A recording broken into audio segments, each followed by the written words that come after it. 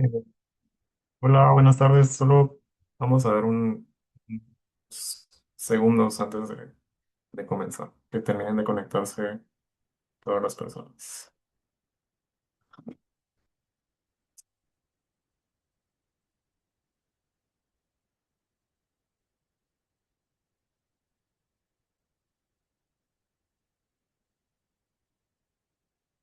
Bueno, creo que ya podemos comenzar. Buenas tardes, mi nombre es Juan Carlos Figueroa. Yo soy guatemalteco, estudiante del doctorado en epidemiología en la Universidad de Drexel y voy a ser el moderador en el webinar de hoy. Me da mucho gusto estar en esta sesión y presentarles a nuestra invitada, alguien con quien he podido coincidir en distintos espacios académicos y a quien admiro mucho. Ella es una reconocida científica guatemalteca, médica por la Universidad Francisco Marroquín, epidemióloga con estudios de maestría en la Universidad de Pensilvania y doctorado en la Universidad de Columbia y cofundadora de la Asociación para la Salud Mental en Guatemala, la doctora Alejandra Paniagua. Alejandra, muchas gracias por estar aquí. Gracias, Juan Carlos. Y qué bueno que coincidimos en el webinar y gracias por la invitación también y a todos por estar acá. Em, Antes de que pases a tu presentación y como es usual en estos webinars, quisiéramos que nos contaras cómo ha sido tu camino en la salud pública. Digamos, cómo comenzaste y cómo llegaste a donde estás hoy en día. Ujú. Sí, gracias. Pues cuando era estudiante de medicina me empezó a interesar muchísimo la salud pública porque me di cuenta de que me topaba con muchas condiciones crónicas y de salud mental que podrían haber sido prevenidas o que podrían detectarse más tempranamente y tratarse de la mejor forma, ¿verdad? Entonces, mucha de la evidencia científica que yo leía en los libros, en los artículos científicos, realmente no se estaba implementando en las áreas rurales, en las comunidades, en la atención primaria donde yo estaba trabajando. Y eso por un lado, y por otro lado, mucha de esa evidencia parecía como que no encajaba tanto dentro de estas comunidades y dentro de la atención primaria. Y eso me empezó a interesar, me empezó a interesar mucho por el sistema de salud y también en pensar en los factores estructurales que se pueden empezar a mejorar para mejorar la salud de la población y no solo, digamos, a nivel individual. Entonces, eso es lo que me llevó a la salud pública, esto me llevó a estudiar la maestría en salud pública. También por algunas pues cuestiones personales, durante todo este tiempo estuve navegando el sistema de salud mental en Guatemala y sus limitaciones por varios años. Y todo esto pues me llevó a ver, digamos, la gran falta que hace el priorizar la salud mental en Guatemala. Y pues unido con las experiencias, digamos, clínicas y de investigación, pues siempre estuve confirmando que las personas con algún problema de salud mental siempre son los que están como más abandonados en el sistema de salud, en la sociedad. Y eso es lo que pues me ha llevado a trabajar en este tema. Gracias Ale, por contarnos cómo pues, has tenido como una experiencia de primera mano con estos temas. eh, y eso me imagino te ayudó a pensar en muchas cosas en tus estudios. Eh, entonces, te dejo el espacio para que escuchemos tu presentación y también a quienes nos acompañan hoy, si tienen preguntas, pueden ir colocándolas en el chat y al finalizar la presentación tendremos un espacio para abordarlas. Buenísimo, muchas gracias Juan Carlos y gracias a todos. Bueno, entonces con esto pues voy a iniciar. Em, el tema del que voy a estar hablando es, digamos, sobre la línea de investigación que he estado siguiendo desde los últimos años y está todo relacionado con la idea de implementar intervenciones de salud mental dentro de comunidades y dentro de la atención primaria en Guatemala. Y voy a estar hablando un poco sobre una metodología que hemos ido desarrollando con el equipo de la Universidad de Columbia y de la Asociación para la Salud Mental Fundamental, que es esta metodología de pensamiento en sistemas para desarrollar de mejor forma intervenciones y estrategias para salud mental. Entonces, siempre me gusta pensar como en los objetivos de aprendizaje, ¿verdad? Digamos lo que quisiera que se llevaran después de terminar la presentación. Y son tres. El primero es que me gustaría que luego de la presentación puedan identificar algunos de los factores sociales y del sistema de salud que continúan como alimentando la marginalización de personas que tienen condiciones psicóticas, y es el enfoque de esta presentación.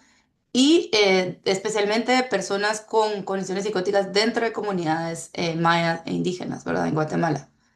Luego, también me gustaría pues que conozcan cómo se puede aplicar esta metodología de pensamiento de sistemas y co-creación que hemos ido desarrollando junto con el equipo de investigación del que les voy a hablar en un momento. Y digamos, esta es una propuesta de metodología que se puede utilizar em, para pensar en cómo diseñar estrategias e intervenciones de una forma distinta, especialmente en lugares donde hay recursos limitados y donde hay una diversidad de conocimientos, culturas, idiomas, etcétera, ¿verdad? Que es el caso de las áreas rurales en Guatemala. Y luego, algo que es importante pues, dentro del trabajo que yo hago es central, es siempre pues tomar en cuenta las perspectivas de personas que tienen experiencia vivida de salud mental, digamos, también incluyendo a sus familias, y también la perspectiva de los líderes comunitarios indígenas, eh, y tomar en cuenta todas estas perspectivas junto con la evidencia científica para poder desarrollar intervenciones de salud mental pertinentes y sostenibles. Entonces, esta es la agenda de hoy. Vamos a hablar un poco de las condiciones psicóticas y de los retos y los problemas que hay con la atención a estas condiciones. Vamos a hablar del contexto latinoamericano, del Guatemala y de Santiago Atitlán, que es donde he estado desarrollando estas intervenciones. Vamos a hablar de la metodología, como ya había hablado. Voy a presentar algunos resultados, pues, seleccionados, ¿verdad? No tengo tiempo de presentarlos todos, pero voy a presentar algunos los más importantes. Y luego voy a hablar de este programa Recupera, que es este programa de psicoeducación familiar que co-creamos junto con personas de la comunidad de Santiago Atitlán. Y luego pues vamos a pasar a algunas reflexiones. Entonces, pues lo primero que me gustaría resaltar, aunque estoy segura que la mayoría de personas lo sabe acá, es que, pues bueno, quisiera empezar por describir un poco qué es la psicosis, ¿verdad? En caso sea algo nuevo, y yo sé que mucho, esto es algo que no se habla mucho en la salud y en la salud pública, pero la psicosis simplemente es un síndrome clínico que tiene como tres síntomas característicos. El primero son delirios, que es pues ideas o creencias que son falsas. Luego alucinaciones, que es ver o escuchar cosas que no son reales. Y luego comportamiento desordenado, que puede incluir, por ejemplo, tener dificultades para cumplir con la rutina, con el trabajo, con educación, con relaciones interpersonales. Más o menos el 3% de la población mundial va a estar afectada por alguna condición psicótica. Y algo que es importante es que la psicosis es una de las 20 primeras causas de discapacidad en el mundo. Y aunque, como pueden ver acá del lado izquierdo, ¿verdad? Aunque la incidencia, por ejemplo, de otras enfermedades de salud mental como depresión, que está aquí en café, es mucho más alta que la esquizofrenia, que es una condición psicótica, que la esquizofrenia está aquí en celeste. Si vemos, digamos, a nivel individual, a nivel de la persona que tiene una condición psicótica, eh, estas personas van a tener el mayor nivel de discapacidad de cualquier otra condición de salud mental. Y esta es una de las razones por las que a mí me interesa trabajar con este grupo de personas. Y esto lo podemos ver de este lado derecho, en donde ya vemos los DALIs, ¿verdad? Y en celeste podemos ver los DALIs causados por esquizofrenia, ¿verdad? Entonces, como pueden ver, hay una gran diferencia, ¿verdad? Entre los DALIs y la incidencia de esquizofrenia. Entonces, solo para hablar un poco de esquizofrenia, porque es la enfermedad en la que nos vamos a estar enfocando en este webinar, pues esta es una condición crónica y altamente incapacitante que incluye síntomas positivos como los tres que hablamos anteriormente y también algunos síntomas negativos como por ejemplo aislamiento social, ¿verdad? Dificultad para cumplir con una rutina en el día a día, etc. Em, Luego, hay varios factores de riesgo. Definitivamente hay una carga importante que es genética, ¿verdad? Pero también hay algunos otros factores sociales como haber tenido experiencias traumáticas, especialmente durante la niñez, y pertenecer a minorías étnicas. Por ejemplo, en países de altos recursos se ha visto que los migrantes eh, generalmente tienen mayor riesgo de tener condiciones psicóticas y esquizofrenia que los que no son migrantes. Em, es algo importante en la esquizofrenia es que va a ser crónica y van a haber algunas recaídas a través del tiempo y algunos disparadores de las recaídas son, por ejemplo, el estrés, el abandono del tratamiento y la falta de apoyo familiar y social hacia las personas con esquizofrenia. La esquizofrenia es algo importante, no afecta solamente, no solamente causa síntomas, no solo es un problema clínico, digamos, sino que también va a afectar todas las dimensiones de la vida. Va a causar exclusión social, va a causar pobreza, mortalidad prematura y las personas que tienen esquizofrenia también están pues más vulnerables a sufrir de violaciones de derechos humanos. En países de bajos y medianos ingresos, en donde hay muy poco acceso a servicios de salud mental, las familias son los principales cuidadores y lamentablemente no tienen un apoyo formal ni tienen realmente suficiente acceso a información para saber cómo apoyar a sus familiares y por lo tanto pues se ha visto que hay bastante burnout o desgaste de los familiares y cuidadores. Algo que es importante hablar en el tema de esquizofrenia y psicosis es que lamentablemente mucho del tratamiento a lo largo del tiempo, históricamente y aún actualmente, depende de coerción, ¿verdad? De este modelo de institucionalización psiquiátrica que depende de hospitalizaciones. Por ejemplo, en el lado derecho vemos algunas personas hospitalizadas en diferentes países de bajos y medianos ingresos. Hospitalizaciones que son muy largas, que aíslan a la persona del lugar donde viven, que muchas veces causan coerción pues física, como podemos ver acá, pero también coerción química, ¿verdad? Em, con, digamos, antipsicóticos, altas dosis de antipsicóticos, ¿verdad? Para tratar de mantener a las personas pues lo más como controladas posible. Y muchas veces estas hospitalizaciones llevan a agregarle a la persona experiencias traumáticas debido pues, a la hospitalización, ¿verdad? Como pueden ver en las imágenes, todas esas son situaciones que a cualquier persona le afectarían profundamente. Y además, estas hospitalizaciones también llevan a aislamiento social, no permiten que la persona se desarrolle dentro de su comunidad. ¿Por qué me interesa a mí este tema? Porque este es el modelo que es el más común en Latinoamérica y lamentablemente en Latinoamérica ha habido avances en algunos pocos países que vamos a ver ahora, mientras que la mayoría de los países, incluyendo Guatemala, pues han estado pues más atrasados en este proceso. Y Latinoamérica aún sigue teniendo las hospitalizaciones psiquiátricas más prolongadas, ¿verdad? En promedio es cerca de 12 meses, ¿verdad? Casi un año por hospitalización de una persona con psicosis. Y ese es el caso, pues, de Guatemala, ¿verdad? Em, entonces, para contrarrestar este modelo de institucionalización psiquiátrica, la OMS ha recomendado por décadas ya este modelo de salud mental comunitaria e integrado a la atención primaria. ¿Por qué lo recomiendan? Porque esto permitiría alcanzar a un mayor porcentaje de la población a través de la infraestructura de atención primaria que ya existe. Permitiría reducir el estigma, ¿verdad? En lugar de tratar a la persona en un hospital psiquiátrico que generalmente se encuentra alejado de la población, se trataría a la persona junto con otras personas que tienen otros problemas de salud y además permitiría pues también abordar tanto los problemas de salud mental como los, digamos, de salud física, digamos, como una enfermedad crónica cardiometabólica.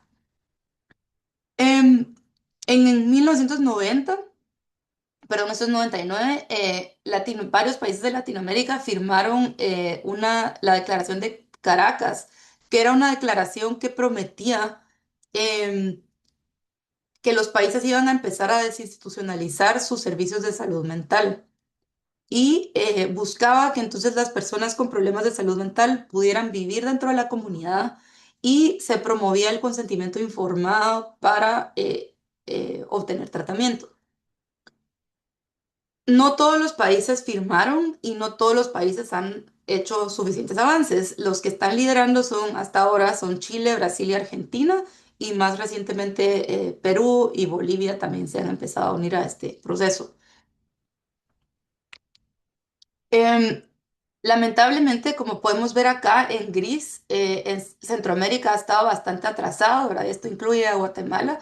Esa es una revisión sistemática que hicimos en el 2024, en el que identificamos los modelos de atención comunitarios y de atención, perdón, los modelos de salud mental implementados dentro de la atención primaria y comunitaria en toda Latinoamérica, e identificamos que solamente 6 países son los que han estado liderando y que existen 18 diferentes programas o modelos de atención de este tipo. Entonces, como digo, pues Guatemala, Centroamérica, pues siguen bastante atrasados en el tema.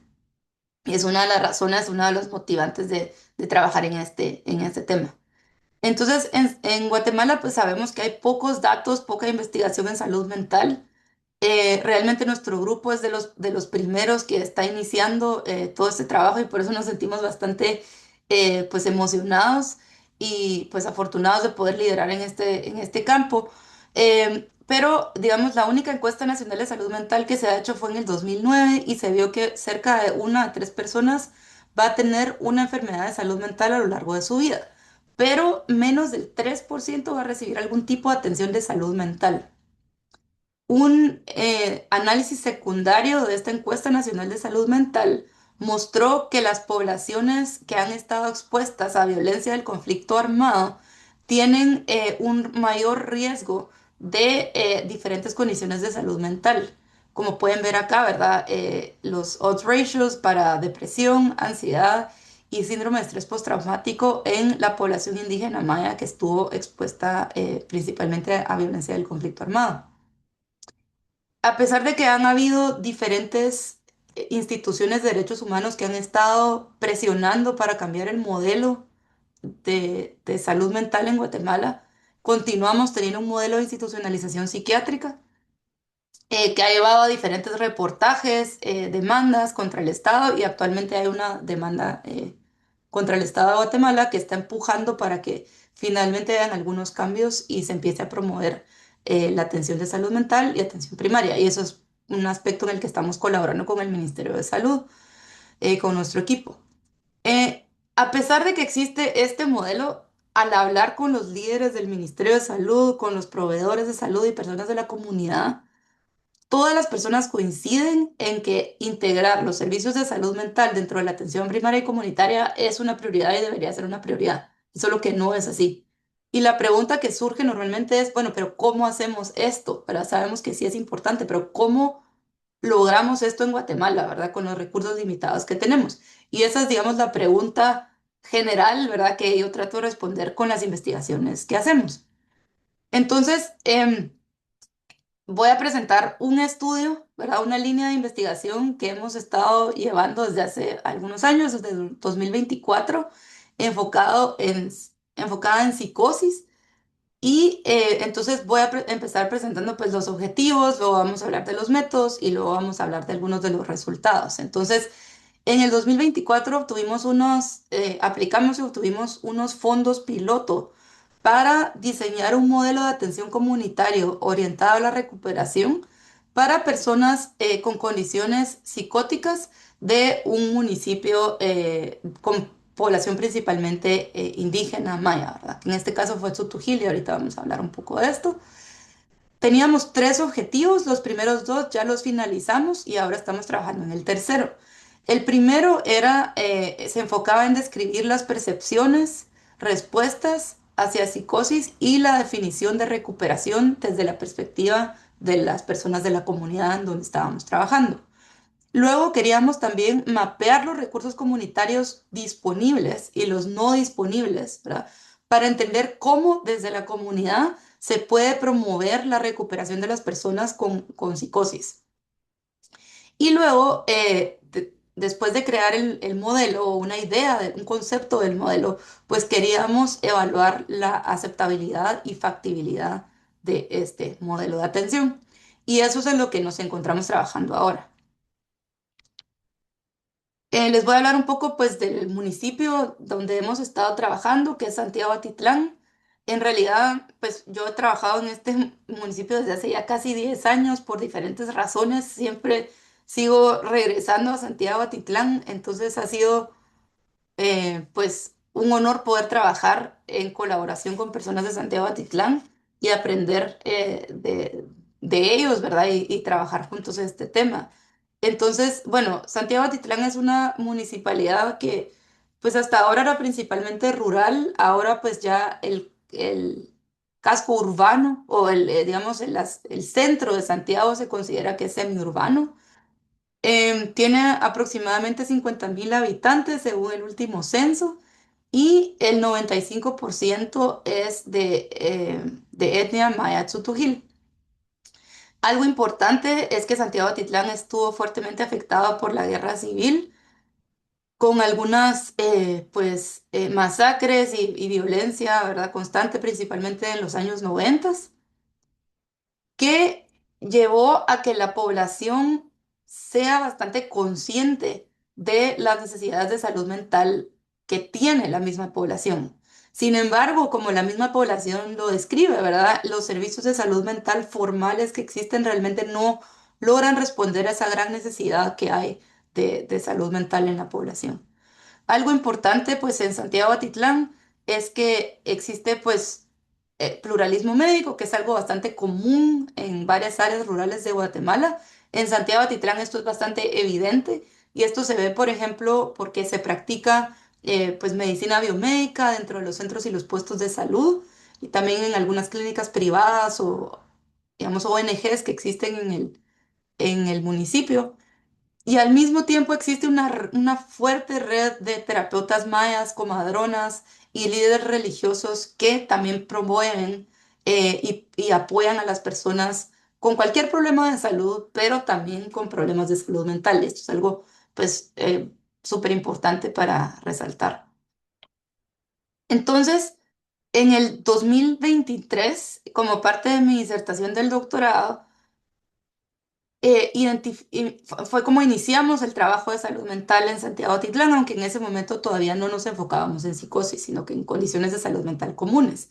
Y en ese momento lo que queríamos hacer era identificar los determinantes, digamos, como estos drivers, los factores que impulsan o que limitan el cuidado de las personas con condiciones de salud mental en Santiago Atitlán.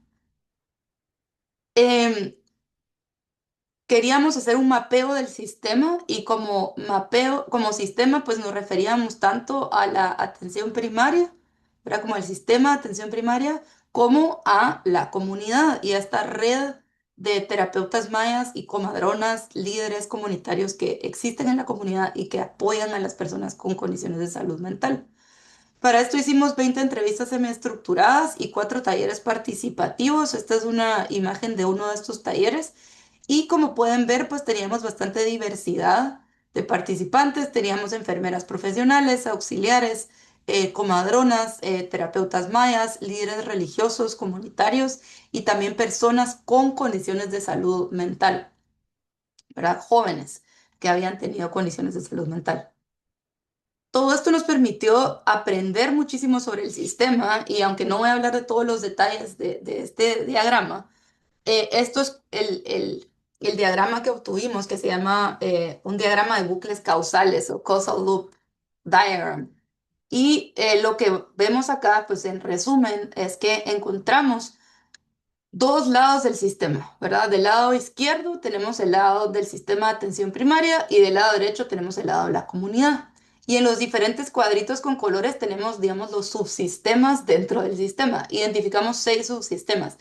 Del lado ay, perdón, del lado de la oferta, o sea, del sistema de salud, identificamos dos subsistemas.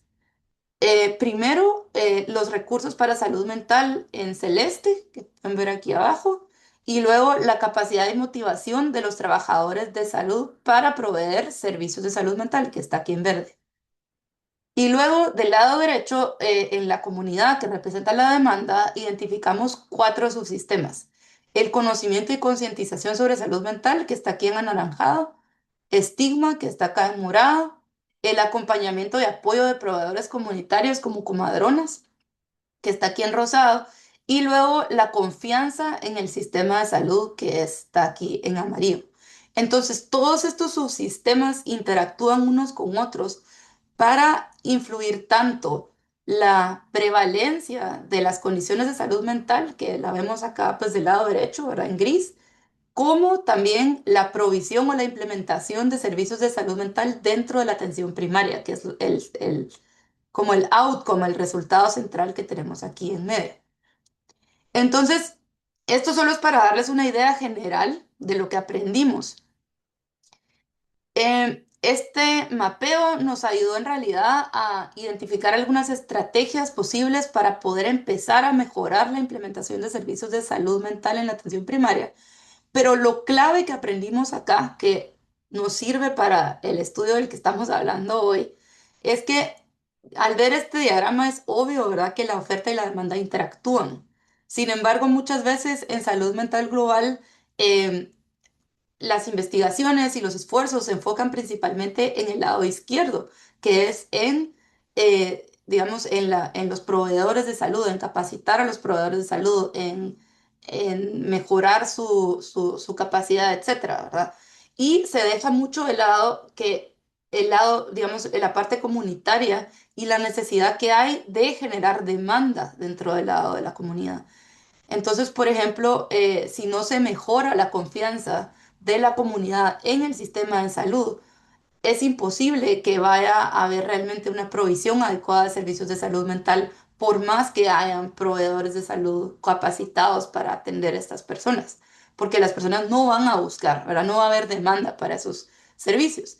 Entonces, esto lo que nos mostró es que realmente es importante pues priorizar la demanda porque en este momento no existe existe necesidad, pero realmente no existe demanda, no existe búsqueda de servicios de salud mental. Y que es necesario pues entonces priorizar esa demanda del lado comunitario y apalancarse en todos estos sistemas, subsistemas comunitarios, ¿verdad? Que son estos cuatro pues que mencionamos de aquí en anaranjado, ¿verdad? Y todos estos colores, ¿verdad? Entonces, eso es lo que luego ha guiado mucho de lo que hemos hecho. Algo también importante es que aprendimos que si esto es una dificultad para los problemas de salud mental comunes como la depresión y ansiedad, estos subsistemas son aún más complicados para las personas que tienen condiciones de salud mental severas, ¿verdad? O condiciones psicóticas como esquizofrenia. Y esa es la razón por la que entonces empezamos a trabajar en el tema de esquizofrenia. Entonces, también algo importante, ¿verdad? Hablando un poco de los factores sociales, de los determinantes sociales y estructurales que afectan la salud mental, pues esta es una gráfica de comportamiento en sistemas que muestra la percepción de la comunidad sobre los problemas de salud mental a través del tiempo en rojo y la atención de salud mental en azul. Y también del lado derecho podemos ver algunos de los factores sociales y estructurales que han influido en ambos, en el comportamiento de ambos aspectos, ¿verdad? Tanto de la atención primaria como de la prevalencia. Entonces podemos ver de la guerra civil, las personas hablaban sobre la guerra civil, hablaban sobre el huracán Stan y otros desastres naturales. Más adelante en el 2020, pues la pandemia de COVID-19 y más recientemente, pues el acceso a alcohol, drogas, desempleo y la migración. Entonces, todo esto surgió pues de este estudio que hicimos como parte de la disertación, fue un estudio participativo. Entonces, todo esto pues nos ayudó tanto a entender el sistema, ¿verdad? Como un todo, a darnos cuenta que deberíamos priorizar las personas con psicosis y también nos empezó a ayudar a desarrollar esta metodología que ahora ya hemos estado implementando y que nos ha funcionado mucho y recientemente publicamos también un artículo sobre esta metodología. Entonces, esta metodología que hemos estado utilizando es bastante multidisciplinaria y combina aspectos de epidemiología psiquiátrica. Entonces, la idea de epidemiología psiquiátrica es poder entender pues la incidencia, la distribución de psicosis en contextos diversos en donde la evidencia es escasa. Entonces, esto lleva a utilizar pues algunos abordajes distintos con digamos, abordajes participativos, cualitativos, métodos mixtos, que normalmente no se utilizan en epidemiología en lugares en donde sí hay datos, ¿verdad? Pero en estos lugares donde hay pocos datos y poca evidencia, pues tenemos que utilizar algunos otros abordajes. También utilizamos pues algunos principios y métodos de ciencia de implementación, que es la ciencia que se enfoca en diseñar estrategias para asegurar que la evidencia llegue a los lugares en donde se necesita. Luego está el aspecto de pensamiento en sistemas, que lo que pretende este campo es comprender los sistemas como un todo, entendiendo que tienen elementos que interactúan unos con otros, que llevan a funciones y que todo esto se puede entender para identificar puntos de apalancamiento, que son, digamos, estas oportunidades en el sistema, como esos subsistemas que hablábamos antes, en donde podemos intervenir para causar un cambio significativo, un cambio importante. Y luego está todo este aspecto de co-creación, que esto significa pues resolver problemas y crear soluciones junto con personas que tienen conocimientos y experiencias diversas. Y esto incluye, por ejemplo, experiencia vivida, ¿verdad? Personas con psicosis, familiares, líderes comunitarios, terapeutas mayas, comadronas, etcétera, combinando esto con la literatura científica para llegar a desarrollar pues soluciones que son tanto basadas en evidencia científica, pero que también responden a los conocimientos, experiencias y necesidades de todas las otras personas que están afectados directamente por los problemas que estamos tratando de resolver. Entonces, ¿cómo se vio cómo aplicamos esta metodología en este estudio? En el 2024 y 25 hicimos entrevistas semiestructuradas con 60 personas para llegar a identificar las percepciones y respuestas hacia psicosis. Después hicimos una evaluación rápida, cualitativa de estas entrevistas y las utilizamos para diseñar algunos talleres de codiseño. Estos talleres los hicimos para identificar las funciones esenciales que debíamos incluir en este modelo de atención para personas con psicosis en Santiago Atitlán. Hicimos 4 talleres, cada uno de más o menos 3 horas y tuvimos de 6 a 10 participantes por taller. Luego nuevamente hicimos un análisis rápido de estos talleres y después de que ya habíamos identificado estas funciones esenciales o los componentes que debía tener este modelo, hicimos una búsqueda de literatura para relacionar, perdón, esas funciones esenciales con intervenciones psicosociales que ya existen y que han sido efectivas en otros países, ¿verdad? Y luego, por último, eh, les presentamos estas ideas de nuevo a los participantes y tuvimos cerca de 40 reuniones de co-creación, en donde estuvimos desarrollando y revisando de forma iterativa un manual de la intervención que decidimos desarrollar. Cada reunión, estas eran reuniones después más breves, de 30 minutos, 1 hora y media, y teníamos de 2 a 6 participantes por reunión. Todo esto lo realizamos con un equipo central de investigación y con un comité comunitario y un comité de implementación. Todo esto nos llevó a desarrollar entonces el manual de Recupera, que es un manual de psicoeducación familiar para psicosis liderado por la comunidad. Entonces, ahora voy a hablar un poco de qué es psicoeducación familiar, pero solo quería hablar un poco de nuestro equipo central y los comités. En nuestro equipo central pues tenemos a líderes comunitarios importantes que son parte de la comunidad de Santiago Atitlán, hablan el idioma tutujil, también hablan español. Tenemos a personas con condiciones de salud mental em, y de diferentes tipos de experiencia personal, experiencia vivida, psicólogos, psiquiatras, investigadores. Luego, dentro del comité comunitario, que podemos ver aquí una reunión de este comité, tenemos a personas con esquizofrenia, a familiares, terapeutas maya, comadronas, líderes comunitarios y proveedores de atención primaria. Y en el comité de implementación, pues tenemos especialistas de salud mental, psiquiatras, psicólogos y también personas que son clave dentro del Ministerio de Salud, como coordinadores, directores de programas y también proveedores de salud general y de salud mental. Entonces, bueno, ¿cuáles han sido los resultados? Voy a ir presentando los resultados, pues, por cada una de estas etapas. Entonces, en la parte de las entrevistas semi-estructuradas, hicimos un análisis con 30 de las entrevistas. Decidimos seleccionar las entrevistas que tenían, pues, resultados más ricos y más profundos. Entonces seleccionamos 30 de las 60 entrevistas y asegurándonos de tener diferentes tipos de participantes, incluyendo pues todos los tipos de participantes que pueden ver acá, que tenían pues diferentes roles. La mayoría de ellos pues eran de etnia maya, tzutujil, y pues tuvimos también algunas personas pues ladinas o mestizas. Entonces, pues estos fueron nuestros participantes para este análisis.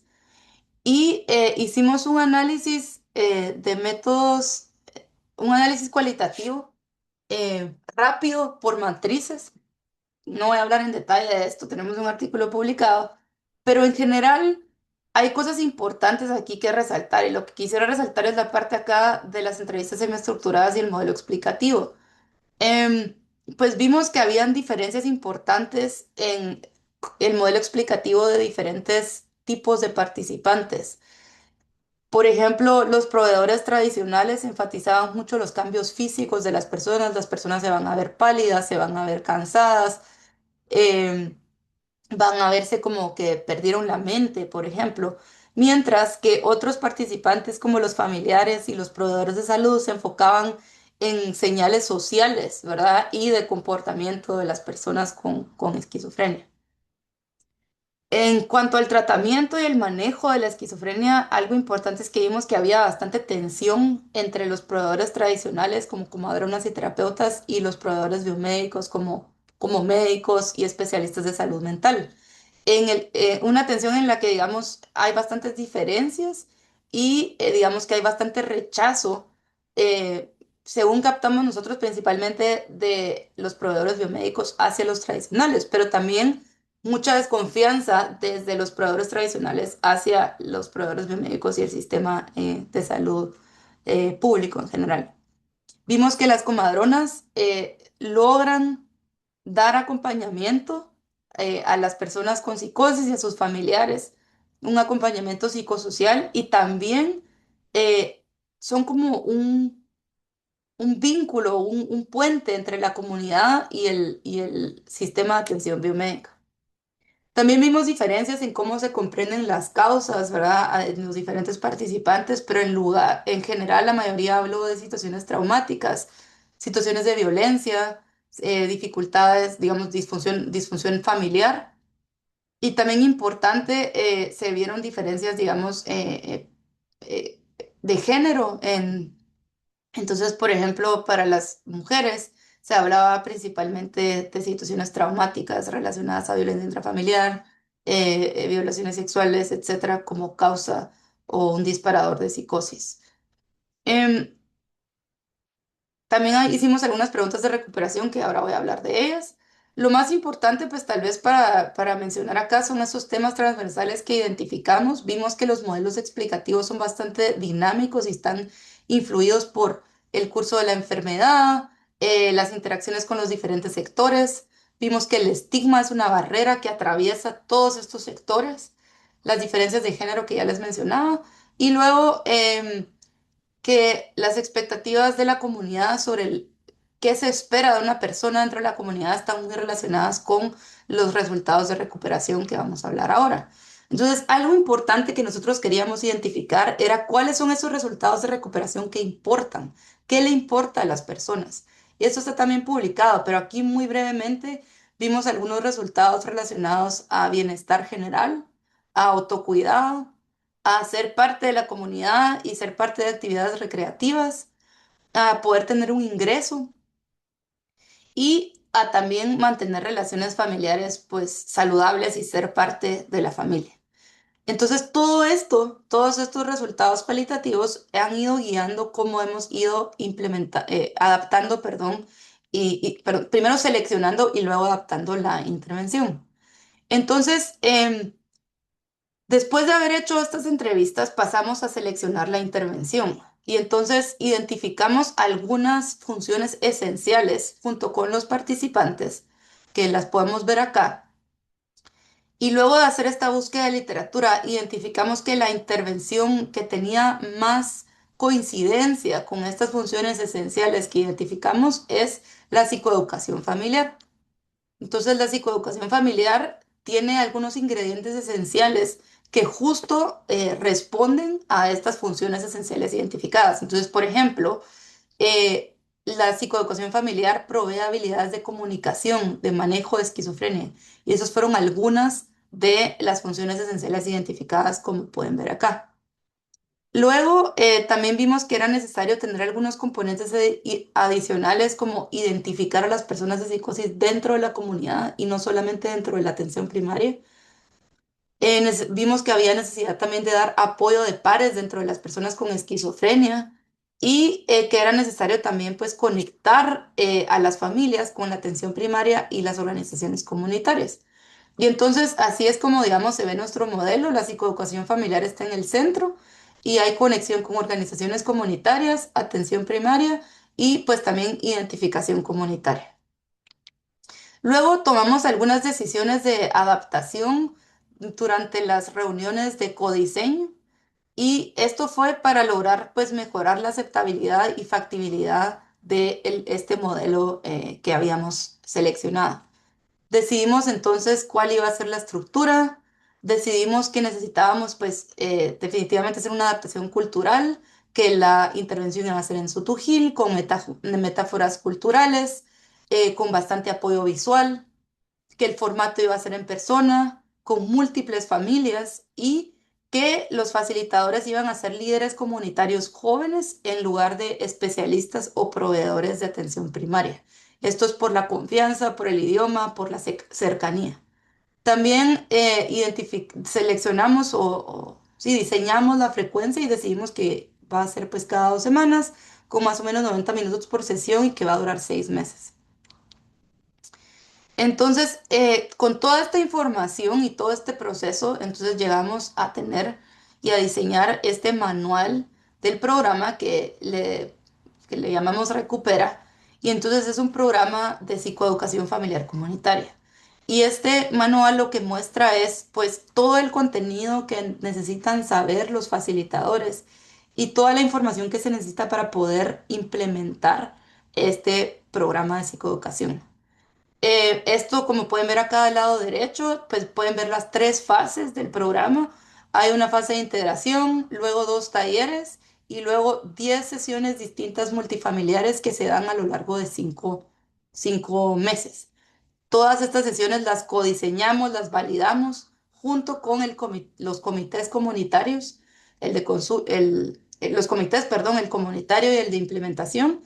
Y pues aquí pueden ver el listado de temas, ¿verdad? Con los nombres de las sesiones que fuimos seleccionando. Entonces, pues ya para ir finalizando, ahora estamos en esta fase de implementar el piloto de Recupera y de evaluarlo. ¿Qué es lo que queremos? Queremos evaluar si es aceptable, o sea, si a las personas y a los facilitadores les gusta, si es satisfactorio para ellos participar en el programa, si es factible, es decir, si es realista, si es práctico implementar Recupera dentro de la comunidad ya como en el mundo real.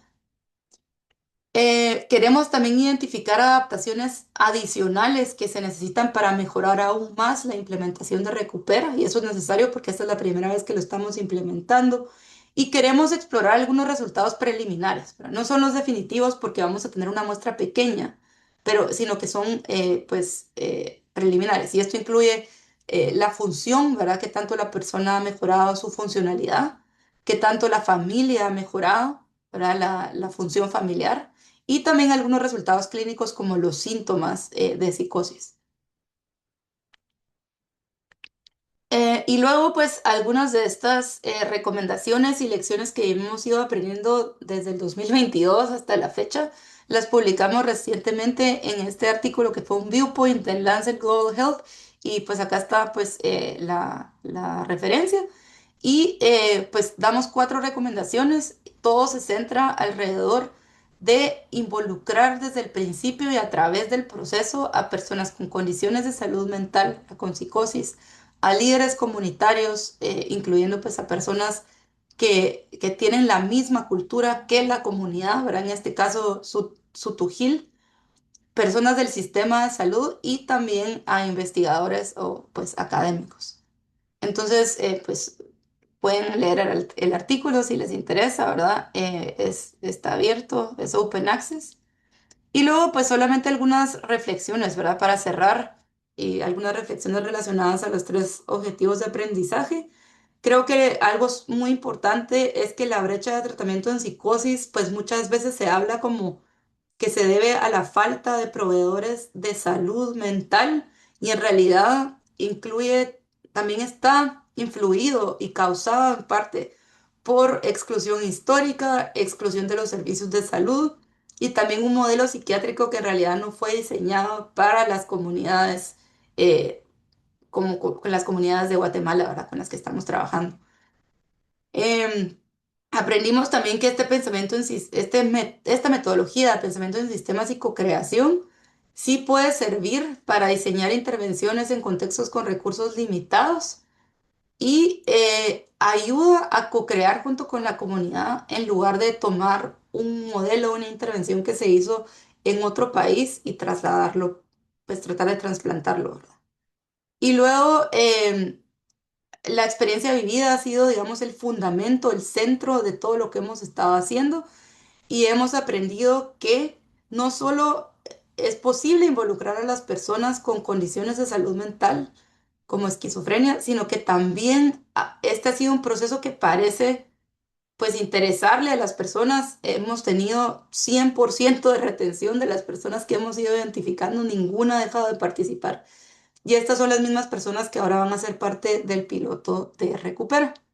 Entonces, bueno, quisiera agradecer al comité comunitario, especialmente a las personas con esquizofrenia y a sus familiares, al comité de implementación, a nuestro equipo central, a los mentores, ¿verdad? Que hemos tenido para hacer todo este trabajo y pues también algunos de los voluntarios que nos han apoyado. Y pues también quisiera pues reconocer a algunos de los patrocinadores de nuestro trabajo que los pueden ver por acá. Y pues si tienen preguntas, comentarios, por favor, cuenten.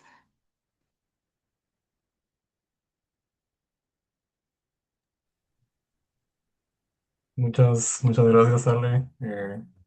Yo tenía ratos de querer escuchar más de tu trabajo y la verdad es que me parece que es impresionante todo lo que han hecho. Ya tenemos Gracias. varias preguntas. Ajá. Perdón, perdón. No, Eh, no, solo te pero, decía que gracias. a ver, la primera es sobre leyes en Guatemala y pues una persona nos pregunta, primero menciona, en Guatemala no hay ley en salud mental. Desde este modelo, ¿cuáles serían los ejes o factores principales en los que se debería enfocar dicha ley y qué instancias del ministerio deberían presionar y hacer activismo para que por fin exista esta ley?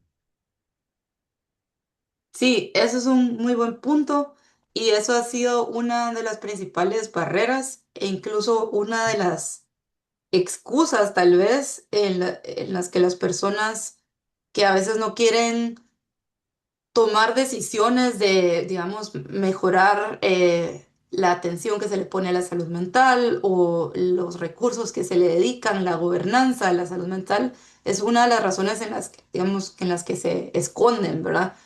Y ahorita pues existe un borrador de una ley de salud mental.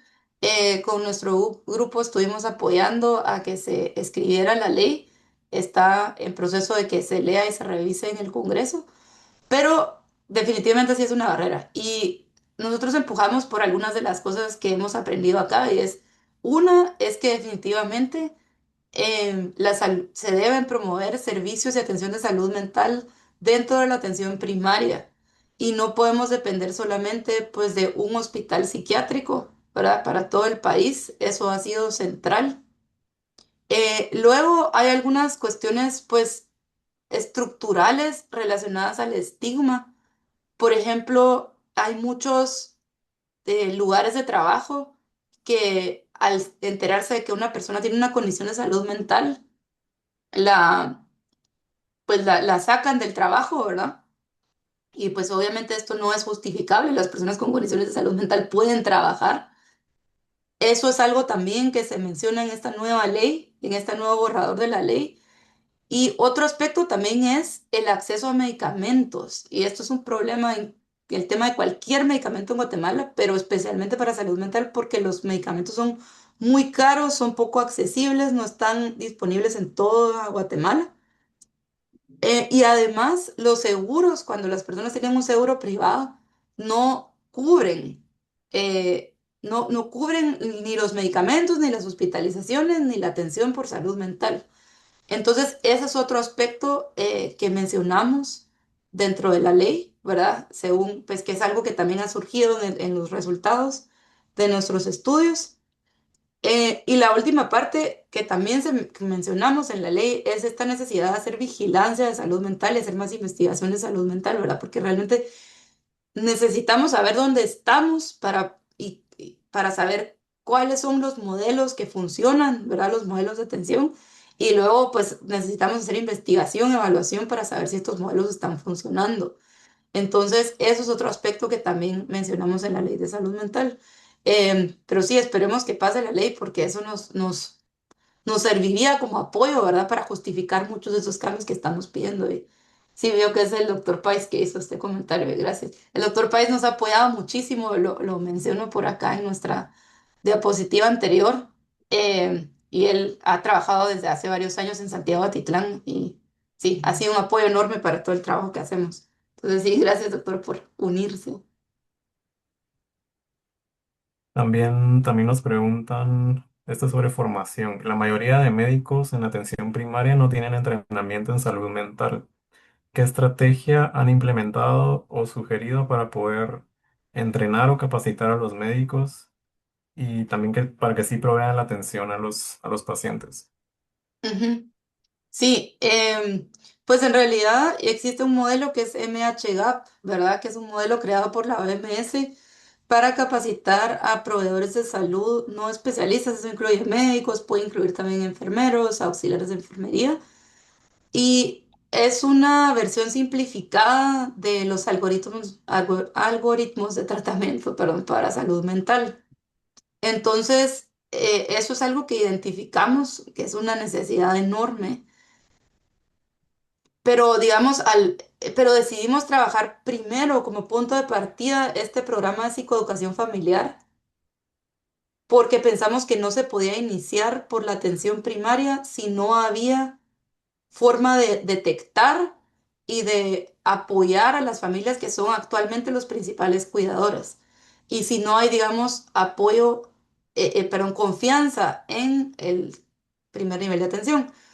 Pero definitivamente eso es algo que tenemos planeado hacer y ahora estamos trabajando con el Ministerio de Salud en un piloto que va a incluir ya más componentes. Entonces incluye la psicoeducación familiar con el seguimiento comunitario, con además capacitación a través de MHGAP para los proveedores de atención primaria de puestos y centros de salud y un tercer componente que es la conexión con hospitalizaciones, ¿verdad? Entonces después de que una persona se hospitaliza, y regresa a su comunidad, se le da un seguimiento más intensivo para que pueda readaptarse y para que no vuelva a tener una recaída y una rehospitalización. Entonces, no lo hablé acá porque aún está en planes, ¿verdad? Pero la idea es iniciar este año con este piloto de estos tres componentes. Entonces, sí, es un aspecto súper importante.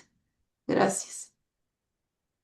Y ahora pensando que las personas que están en este webinar son de distintos países, eh, Ujú. ¿existe alguna posibilidad de recibir capacitación en el programa Recupera para personas que trabajan en salud mental en otros países de Latinoamérica? Esta persona es de Perú. Sí, gracias. Pues esa es una visión que tenemos como más a largo plazo. Pero sí, la idea es que podamos crear, digamos, el problema que hay en Guatemala con la falta de atención y de apoyo a personas con psicosis no es un problema único, ¿verdad? En realidad, la mayor parte de los países con de bajos y medianos recursos no saben cómo responder y entonces la idea de nosotros es pues crear estos modelos que funcionen en Santiago Atitlán o en Sololá, pero que también puedan funcionar en otros municipios de Guatemala con pequeñas adaptaciones y luego que también puedan funcionar en otros países, ¿verdad? Entonces, que tengan situaciones similares, ¿verdad? Contextos similares al de Guatemala. Entonces, no lo estamos haciendo por ahora, pero si alguien está interesado en explorar esto y empezar a adaptar, recuperar para otro país, a nosotros nos encantaría. Es algo que nos encantaría hacer, pero no lo hemos logrado por falta de recursos y tiempo. Pero sí, es una meta más a largo plazo. La otra pregunta que dice, hay un antecedente muy importante en Santiago Titlán por la antropóloga Elba Villatoro, quien también desarrolló un modelo importante desde la etnomedicina en salud mental. Ujú. Entonces la pregunta es si se recupera algo de este modelo como antecedente en el trabajo que han hecho. Sí, gracias. Esa es una muy buena pregunta y sí, tomamos muy en cuenta estas publicaciones. Un reporte etnográfico que Elba Villatoro publicó junto con el doctor Robert Cohn, que ahora está, no recuerdo dónde está ahora, pero sí, tomamos muy en cuenta todas estas perspectivas y la diferencia, digamos, es que el trabajo de Elba Villatoro fue principalmente etnográfico, ¿verdad? Y hace una descripción detalladísima y súper interesante y es recomendable leer este reporte que lamentablemente no publicaron oficialmente, pero sí, bueno, pero existe. Em, pero este es más un reporte etnográfico, digamos, y nuestro enfoque toma en cuenta perspectivas etnográficas, ¿verdad? Definitivamente. Y tenemos algunas metodologías inspiradas por métodos etnográficos, aunque no hicimos una etnografía. Pero nosotros nos enfocamos más en la perspectiva de salud pública, digamos, cómo pasamos de esta descripción, ¿verdad? Eh, y lo que está pasando antropológicamente, cuáles son las culturas, las percepciones culturales de psicosis, ¿verdad? Cómo responden las personas. Todo eso fue parte, digamos, de nuestra primera fase cualitativa. Pero, digamos, nuestro enfoque principal es pasar a, ok, ahora qué hacemos, ¿verdad? ¿Qué hacemos para asegurar que tomando en cuenta que esto es lo que está pasando culturalmente en la comunidad, ¿cómo podemos entonces empezar a responder? ¿Qué estrategias, qué intervenciones podemos empezar a desarrollar? Entonces, digamos que sí, este modelo sí se toma en cuenta y es como parte fundamental de lo que hemos estado, de lo que hicimos, ¿verdad? Creo que, digamos, la diferencia es que nuestro modelo es un modelo de atención, ¿verdad? Y en esta parte, pues sí, en esta parte sí es distinto, ¿verdad? Y es como algo que no existía, digamos, en este reporte de Elba Villatoro, pero sí, este reporte de la aviatura es súper recomendado para cualquiera que esté interesado en antropología y salud mental. Gracias por la pregunta. Eh, Creo que con esta pregunta cerramos, que ya estamos cerca del tiempo final.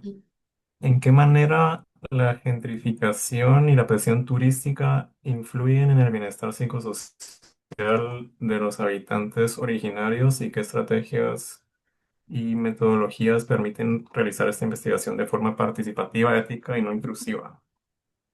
Son Sí, como dos esa es una preguntas. muy buena pregunta, gracias. Pues justo en una de las gráficas que mostré, que la pasé muy rápido, uno de los factores que las personas hablaban como determinante de problemas de salud mental fue el alcohol y drogas. Y esto lo relacionan muchísimo en Santiago de Atitlán al turismo. Y se habla de cómo el turismo inició llevando drogas pues para los turistas y cómo estas drogas ahora como que se han infiltrado en el resto de la comunidad. Pues el alcoholismo ha estado más presente desde hace más tiempo, pero ese es uno de los ejemplos.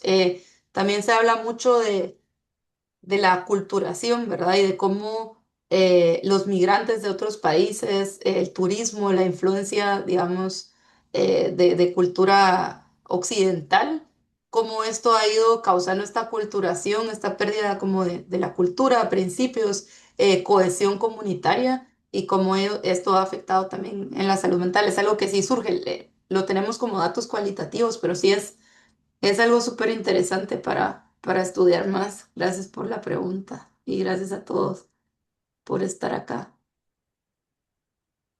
Bueno, pues te agradezco mucho, Alejandra, y también gracias a quienes nos acompañaron en este webinar con esto.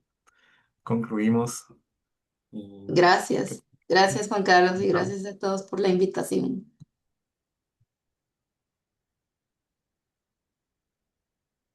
adiós.